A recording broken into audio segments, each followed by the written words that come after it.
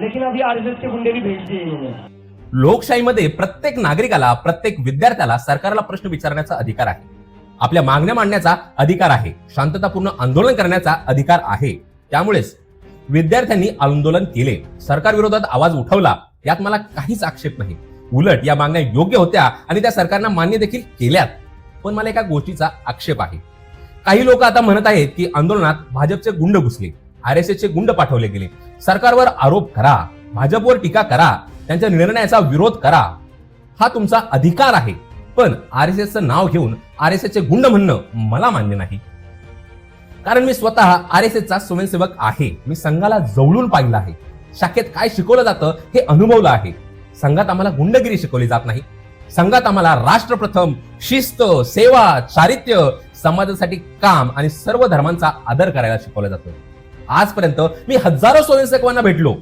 मतभेद असू शकतात, विचार वेगळे असू शकतात, पण विद्यार्थ्यांमध्ये घुसून आंदोलन बिघडवा, हिंसा करा, लाठीचार्ज घडवा आणि आंदोलनाला बदनाम करा हे संघाच्या संस्कारामध्ये नाहीच.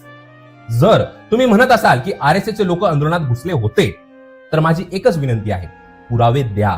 फक्त 10 जणांची नावं द्या.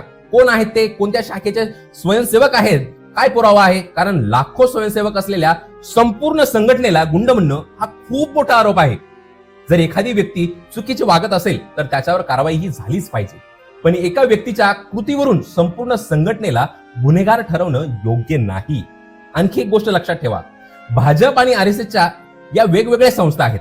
अनेक जण त्यांच्या वैचारिक संबंध असल्याचे म्हणतात, पण त्या संघटनात्मक दृष्ट्या स्वतंत्र आहेत. त्यामुळे सरकारचा प्रत्येक निर्णय आणि आरएसएसची भूमिका एकच असते असा निष्कर्ष काढणं योग्य नाही. तुम्ही सरकारच्या विरोधात असाल तर सरकारच्या विरोधात बोला, पंतप्रधानांच्या विरोधात असाल तर त्यांच्यावर टीका करा, गृहमंत्र्यांच्या निर्णयाचा विरोध करा, तो तुमच्या लोकशाहीतील अधिकार आहे. पण आंदोलनाचा विषय भटकवू नका. तुमचा लढा तुमच्या मागण्यांसाठी असू द्या. कारण जेव्हा आंदोलन मूळ मुद्दा सोडून इतर गोष्टींकडे अडकतं तेव्हा सर्वात मोठं नुकसान आंदोलनाचंच होत असतं.